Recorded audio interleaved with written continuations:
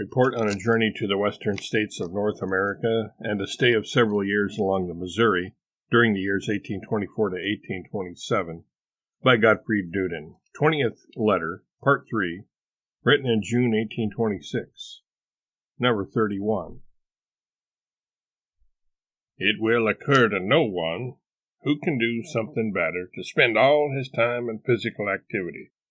But no prejudice will hinder the person who, through inclination or motivation, decides to cultivate his fields himself, whether he has the title of doctor, judge, or colonel. It would be useless to describe further to anyone who does not recognize this great advantage of the Americans. Aside from the effects of some physical activity on the health of the body and the mind, only he who is more closely associated than a mere observer with the manifold aspects of life in the country can supervise them. Then one should reflect how much it contributes to his independence if the educated man feels capable of wresting from nature enough to satisfy his needs without the help of others, and does not have to consider the physical labor involved as the utmost of necessity.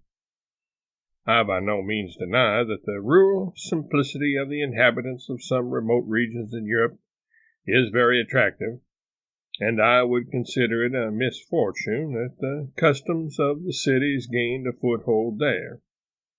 Their situation is not that of the Indians, and they can only lose by an accidental or basely motivated association with the world.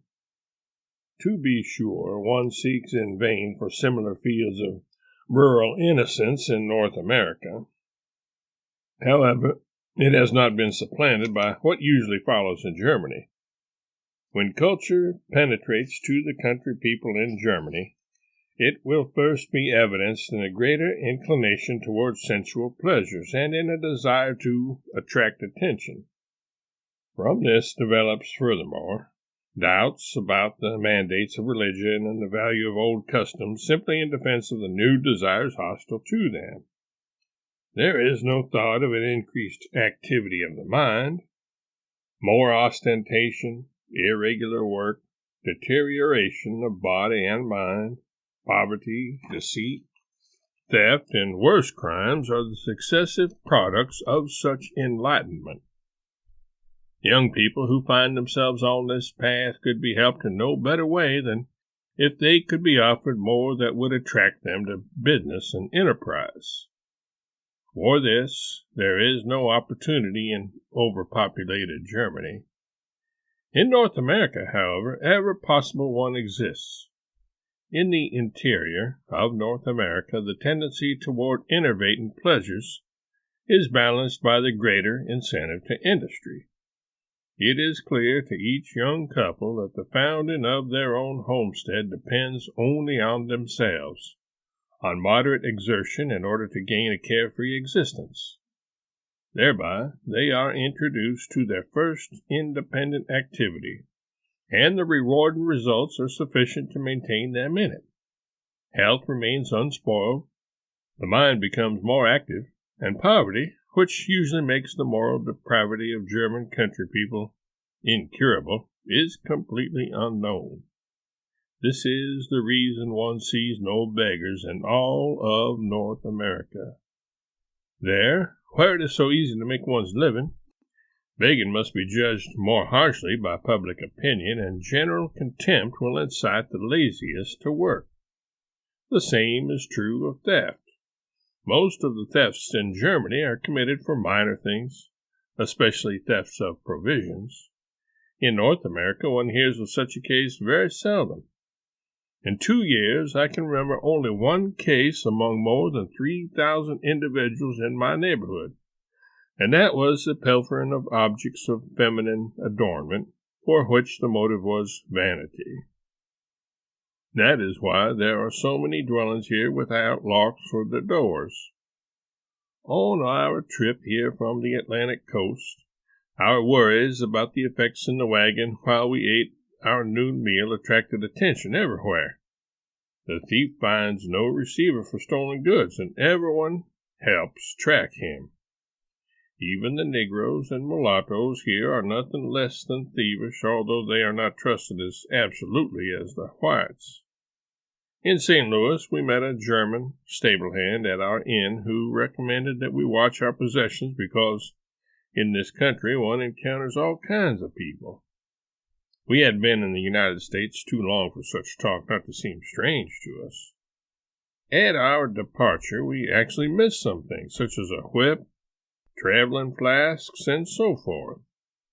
The innkeeper immediately instigated a thorough search, and the result was that our countryman had wanted to furnish proof of how necessary his warning had been. Of 4 thefts, scarcely one is committed by Native Americans. Some travel reports are full of harangues against the vices that are said to prevail among the inhabitants of North America. I repeat that one cannot look for the characteristics of an idyllic people here. Also, it would be a mistake to equate the new free state with such free states, the basis of which can be formed only by educational legislation over a number of years.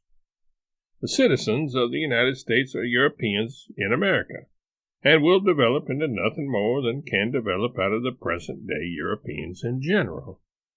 Without strict isolation of youth from the adults, without a planned universal education, the present inhabitants of Europe will not, in any place on earth, turn into Romans or Spartans, let alone anything better.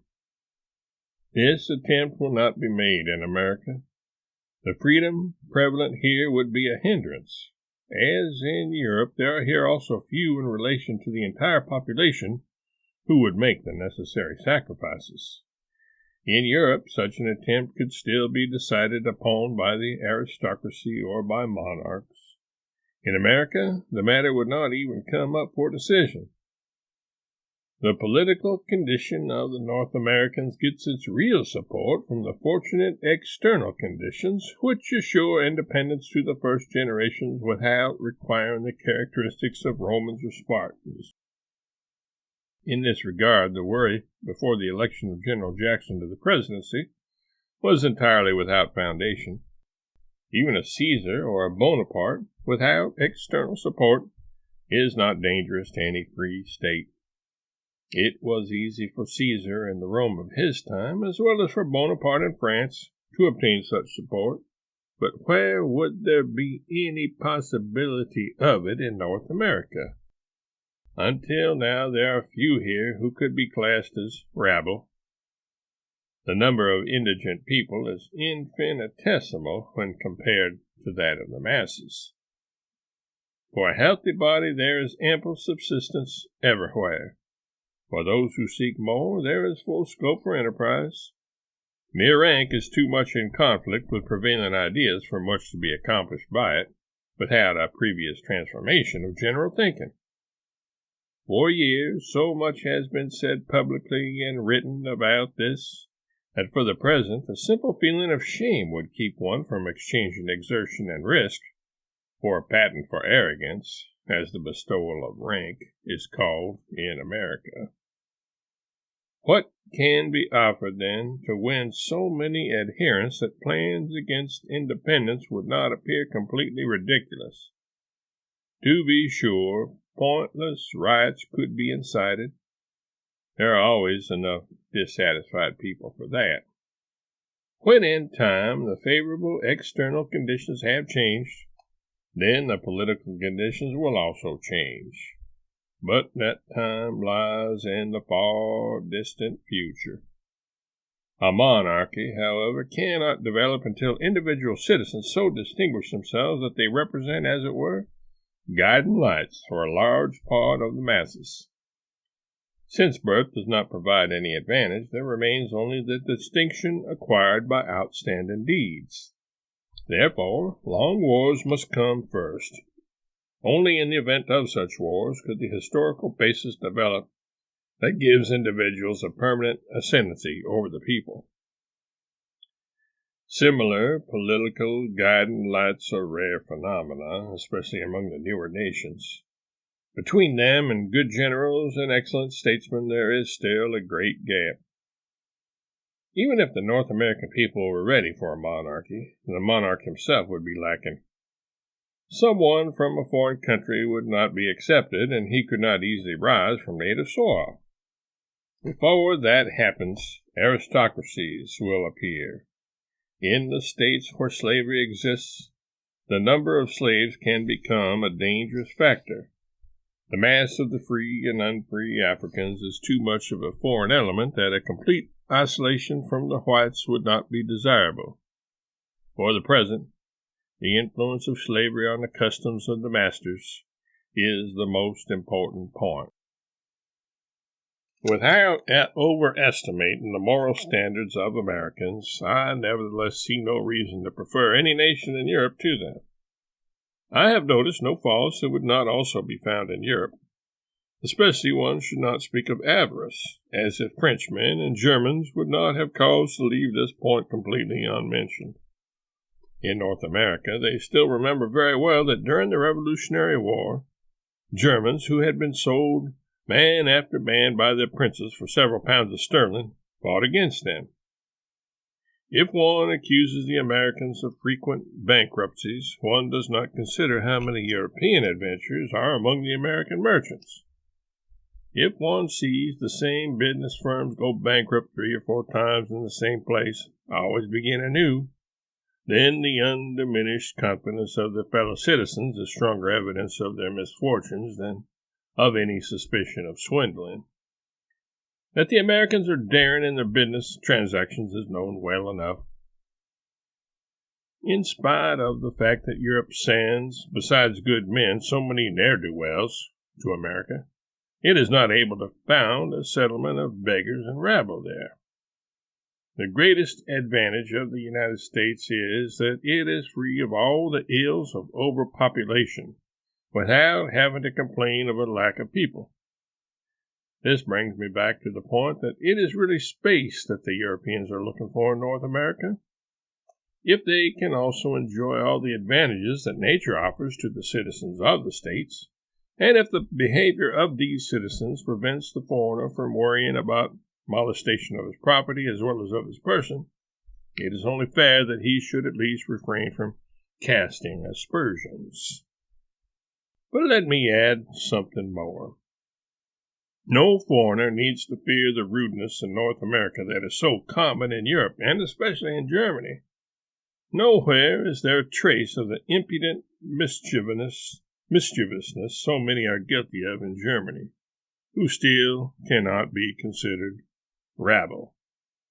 Because even the craftsman is accepted in good society, he also has made an effort to show himself worthy of it, and everywhere one meets with a sedate propriety so that it cannot even occur to the traveling German that in some inns he finds himself among joiners, carpenters, saddlers, and tailors. Their behavior toward the feminine sex is admirable. In no inns are dirty jokes told in the presence of women. This strict rule has been well preserved from the English customs, and has not remained without effect on the descendants of the Germans. After these statements, Europeans will not be very much surprised to hear that the white-hired man claims a seat at the table of his employer and demands to be addressed as Mr., Master, Gentleman. Such white people do only a certain kind of work and would not consent to be waiters for any price. The natives dislike very much to hire themselves out as servants. If they do it, of course, they have to be satisfied with another kind of treatment. It is just as unusual that white women hire themselves out as maids or cooks. Negroes are usually hired as maids and farm hands. In the large cities, as well as in the states where slavery is forbidden, this custom is not quite so prevalent. Yet, even where slavery is against the law, the domestic servants are, for the most part, Negroes and mulattoes, who, however, are free. The recently immigrated Europeans, to be sure, are less particular in their hiring, but later they adopt the American customs. In no shop in North America have I seen white women except as customers. There are no shop girls here.